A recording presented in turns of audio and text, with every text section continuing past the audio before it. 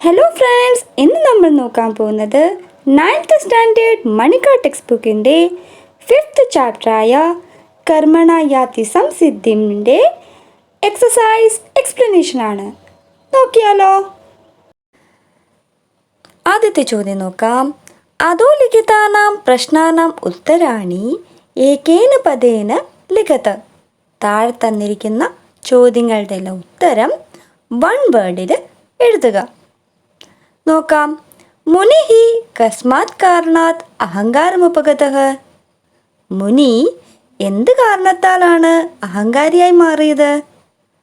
തപഃ പ്രഭാവാത്, തപസ്സിൻ്റെ പ്രഭാവത്താൽ.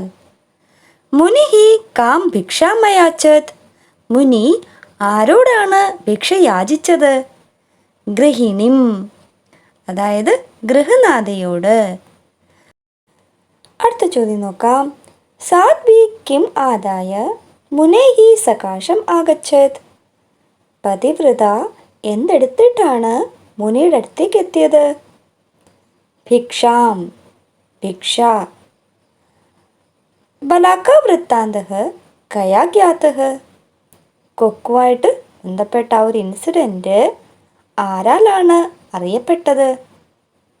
പതിവ്രതയാ, പതിവ്രതയാൽ. Sadhvi Kim ധർമ്മകാര്യം കരോതി സ്മ. പതിവ്രത എന്ത് ധർമ്മകാര്യമാണ് ചെയ്യുന്നത്? ഭർതൃസേവാം, ഭർത്താവിൻ്റെ സേവ. സാ മുനിം കസ്യ സമീപേ ഗന്തും അകഥയത്. ആ മുനിയോട് ആരുടെ അടുത്തേക്കാണ് പോകാൻ പറഞ്ഞത്? ധർമ്മവ്യാധസ്യ, ധർമ്മവ്യാധൻ്റെ. ധർമ്മവ്യാധഃ കസ്യ ഭക്തഃ ആസീത്. ധർമ്മവ്യാധ ആരുടെ ഭക്തനായിരുന്നു?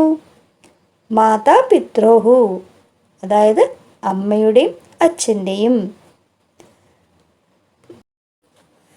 അടുത്ത ചോദ്യം നോക്കാം. അധോലിഖിതാനാം പ്രശ്നാനാം ഉത്തരാണി പൂർണ്ണവാക്യേന ലിഖത. താഴെ തന്നിരിക്കുന്ന ചോദ്യങ്ങളുടെ ഉത്തരം കംപ്ലീറ്റ് സെൻറ്റൻസിൽ എഴുതുക. നോക്കാം. യഥാ മുനിഹി ഗൃഹിണിം ഭിക്ഷാമയാച്ചത് തഥാ സാ കിം അവദത്. എപ്പോഴാണോ മുനി ഗൃഹനാഥയോട് ഭിക്ഷ യാചിച്ചത്, അപ്പോൾ അവരെന്താണ് പറഞ്ഞത്? സാ അവദത്, അവൾ പറഞ്ഞു, പ്രതീക്ഷാസ്വശണം, ഒരു നേരം നിന്നാട്ടെ, യാവത് ഭർത്തുഹു പരിചര്യം സമാപയേ ഇതി, അപ്പോഴേക്കും ഭർത്താവിനെ പരിചരിച്ച് കഴിയും എന്ന്. അടുത്ത നോക്കാം. മുനിഹി ബദ്ധാഞ്ജലിഹി ഗൃഹിണിം കിം അവദത്. മുനി കൈകൂപ്പി ഗൃഹനാഥയോട് എന്താണ് പറഞ്ഞത്? മുനിഹി ബദ്ധാഞ്ജലിഹി ഗൃഹിണിം അവദത്. മുനി കൈകൂപ്പി ഗൃഹനാഥയോട് പറഞ്ഞു, കഥം ത്വയാ അനന്യഗോചരഃ ബലാക്ക വൃത്താന്തഃ ജ്ഞാതഃ ഇതി ബ്രൂഹി. ആരാലും അറിയാത്ത ഈ കൊക്കിൻ്റെ ആ ഒരു കാര്യം എങ്ങനെയാണ് നിങ്ങളാൽ അറിയപ്പെട്ടത്? എങ്ങനെയാണ് നിങ്ങൾ അറിഞ്ഞത്? ഇതി ബ്രൂഹി, അത് പറയൂ.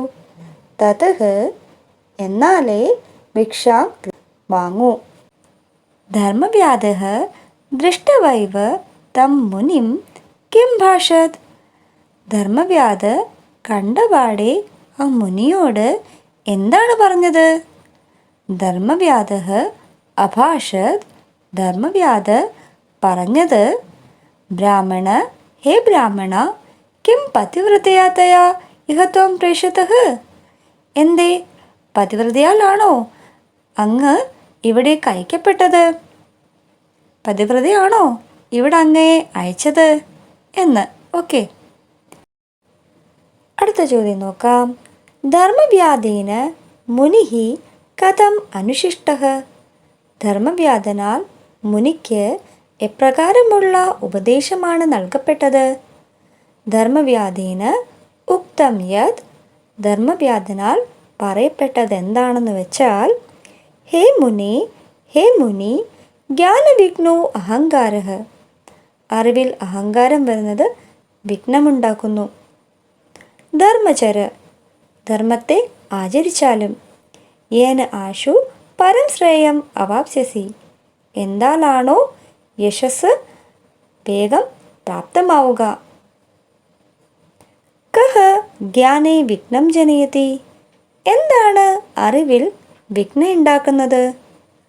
അഹങ്കാരഃ ജ്ഞാനേ വിഘ്നം ജനയതി, അഹങ്കാരമാണ് അറിവിൽ വിഘ്നം ഉണ്ടാക്കുന്നത്. മുനിഹി കസ്യ ഉപദേശാത് സിദ്ധിം അവാപ്തുവാൻ, മുനി ആരുടെ ഉപദേശത്താലാണ് സിദ്ധി പ്രാപ്തമാക്കിയത്. മുനിഹി ധർമ്മവ്യാധസ്യ ഉപദേശാത് സിദ്ധിം അവാപ്തുവാൻ, മുനി ധർമ്മവ്യാധൻ്റെ ഉപദേശത്താലാണ് സിദ്ധി പ്രാപ്തമാക്കിയത്. ധർമ്മവ്യാധഃ കിമർത്ഥം മാംസവിക്രയണം കരോതി സ്മ, ധർമ്മവ്യാധ എന്തിനാണ് മാംസം വിറ്റത്, വിൽക്കണ ജോലി ചെയ്തത്. ധർമ്മവ്യാധഃ പ്രത്യർത്ഥം മാംസവിക്രയണം കരോതി സ്മ, ധർമ്മവ്യാധ ഉപജീവന മാർഗമായിട്ടാണ് മാംസം വിറ്റിരുന്നത്. അടുത്ത ക്വസ്റ്റ്യൻ നോക്കാം.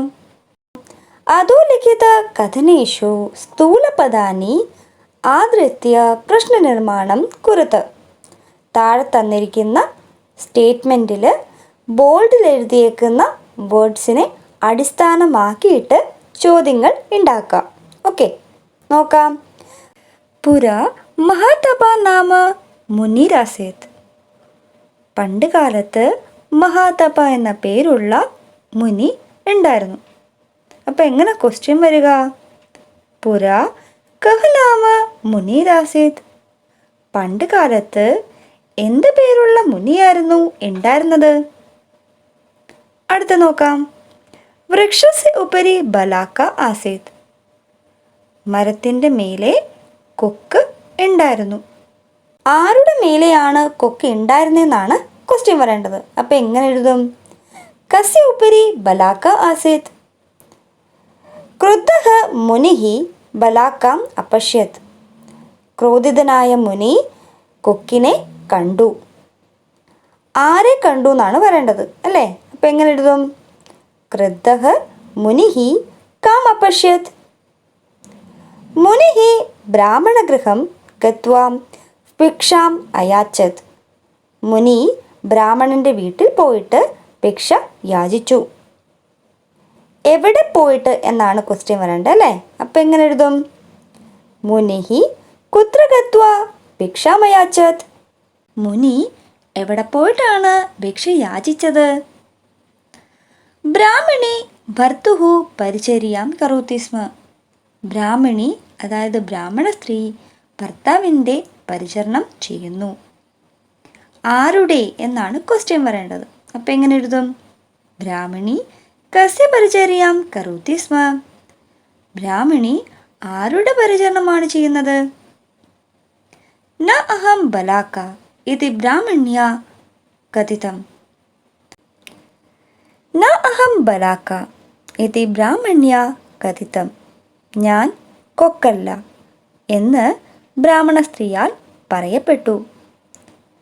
ആരാൽ എന്നാണ് വരേണ്ടത് അല്ലേ. അപ്പം എങ്ങനെ എഴുതും. ന അഹം ബലാക്ക ഇതി കയാ കഥിതം. ധർമ്മവ്യാധഃ മാതാപിത്രോഃ ഭക്തഃ ആസീത്, ധർമ്മവ്യാധ അച്ഛൻ്റെയും അമ്മയുടെയും ഭക്തനായിരുന്നു. ആരുടെയൊക്കെ എന്നാണ് വരേണ്ടത്. അപ്പം എങ്ങനെ എഴുതും. ധർമ്മവ്യാധഃ കയോഃ ഭക്തഃ ആസീത്, ധർമ്മവ്യാധ ആരുടെയൊക്കെ ഭക്തനായിരുന്നു. അഹങ്കാരേണ ജ്ഞാനം നശ്യതി, അഹങ്കാരത്താൽ അറിവ് നശിക്കുന്നു. എന്താലാണ് അറിവ് നശിക്കുക എന്നാണ് ക്വസ്റ്റ്യൻ വരേണ്ടത്. അപ്പം എങ്ങനെ എഴുതും. കേന ജ്ഞാനം നശ്യതി. അടുത്ത ചോദ്യം നോക്കാം. അധോലിഖിത പ്രശ്നാൻ യഥാനിർദ്ദേശം ഉത്തരത്ത്, താഴെ തന്നിരിക്കുന്ന ചോദ്യങ്ങളുടെ എല്ലാം ഉത്തരം ഇൻസ്ട്രക്ഷൻ തന്നതനുസരിച്ച് എഴുതുക. ഓക്കെ. ആസത് പുര കോഅപി മഹാതപ നാമ വനവാസി മുനിഃ, अस्मिन् वाक्ये आसीत् इति क्रियापदस्य കർത്തൃപദം കിം? ഈ സെൻറ്റൻസിൽ ആസിത് എന്ന ക്രിയാപദത്തിൻ്റെ കർത്തൃപദം എന്താണ്? മുനിഹി. അടുത്ത് നോക്കാം. സാധ്വി ഭിക്ഷാം ആദായ മുനേഹി അന്തികം ആഗത. അസ്മിൻ വാക്യേ സമീപേ ഇതി പദസ്യ കിം പര്യായപദം പ്രയുക്തം? ഈ സെൻറ്റൻസിൽ സമീപേ എന്ന പദത്തിന് എന്ത് പര്യായപദമാണ് പ്രയോഗിച്ചിരിക്കുന്നത്? അന്തികം. സഹ മുനിഃ ബദ്ധാഞ്ജലിഃ താം അവദത്.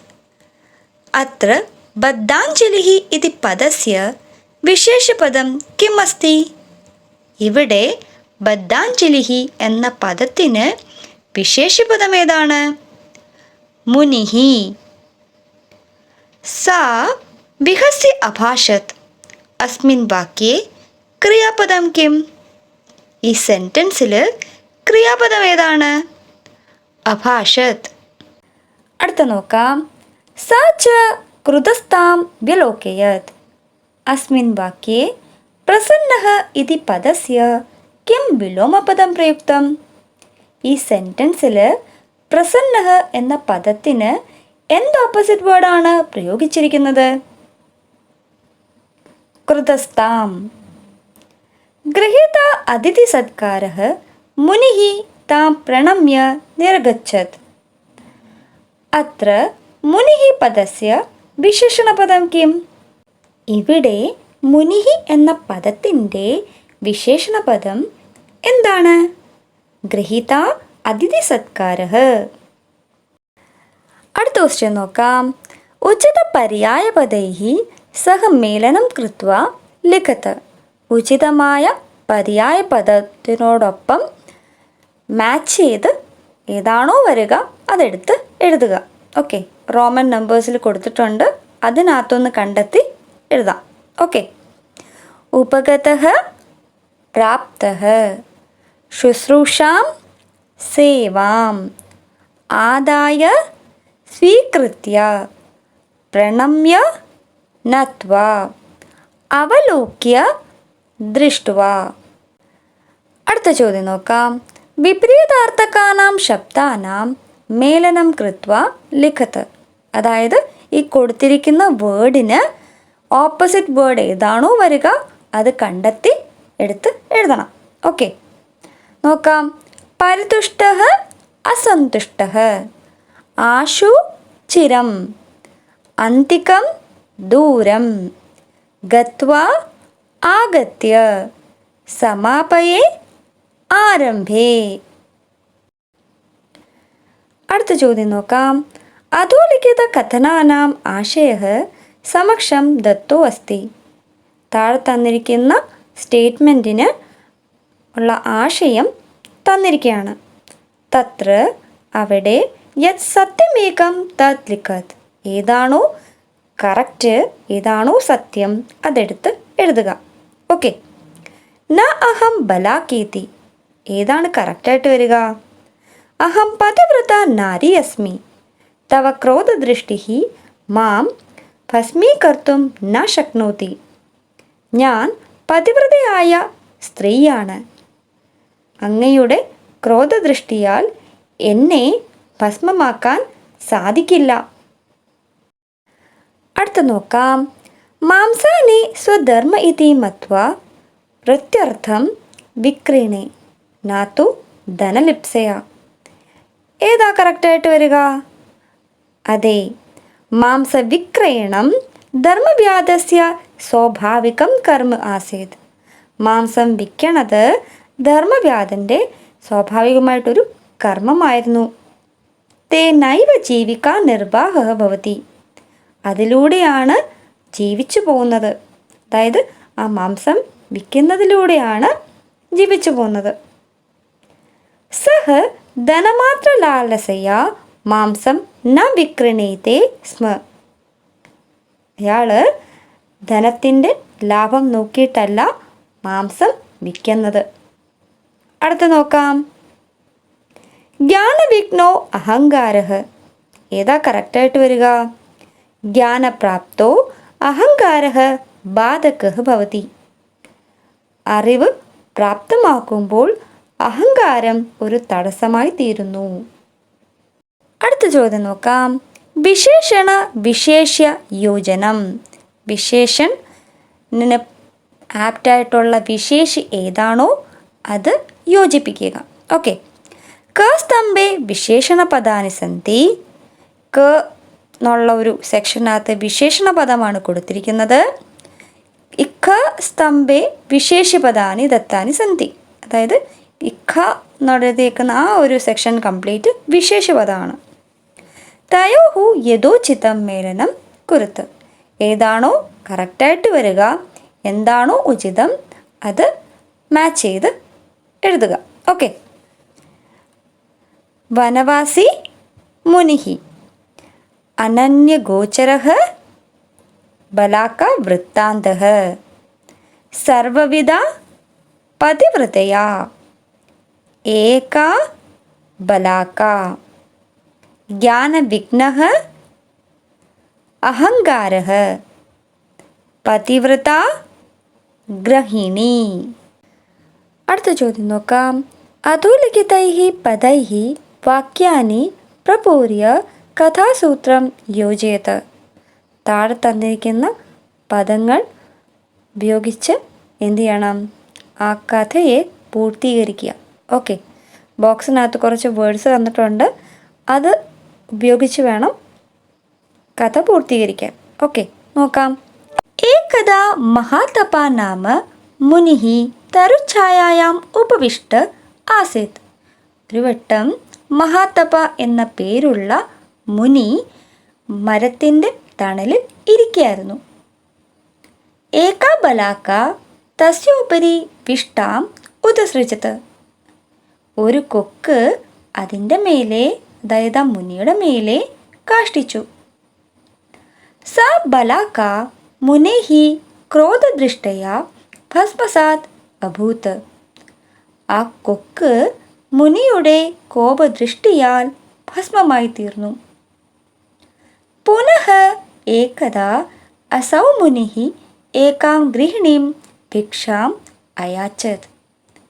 പിന്നെയും ഒരു വട്ടം ഇതേ മുനി ഒരു ഗൃഹനാഥനടുത്ത് ഭിക്ഷ യാചിച്ചു. പതി സേവാരത സ അവദത്. പതിയുടെ സേവിൽ മുഴുകിയിരുന്ന അവർ പറഞ്ഞു, പ്രതീക്ഷസു ക്ഷണം. ഒരു നേരം നിന്നാട്ടെ, ഒന്ന് വെയിറ്റ് ചെയ്താട്ടെ. തഥാ മുനിഃ താം ക്രോധദൃഷ്ടയാ അപശ്യത്. അപ്പോൾ മുനി അവരെ കോപദൃഷ്ടിയാൽ നോക്കി. സാ വിഹസ്യ അവദത്. അവർ ചിരിച്ചിട്ട് പറഞ്ഞു, ന അഹം ബലാകേതി. ഞാൻ കൊക്കല്ല എന്ന്.